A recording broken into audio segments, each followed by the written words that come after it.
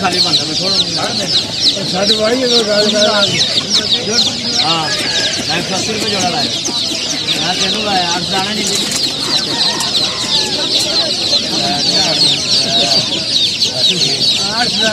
8 दाने कितने हिसाब लाने कितने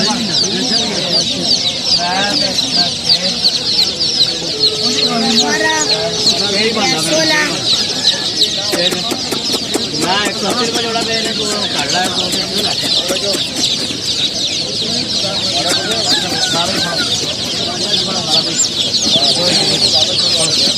मैं वो 600 रुपये बनता पे 150 आखिरी लाया तो और घटाना पे पैसे पूरे किलो बाद ही गल किलो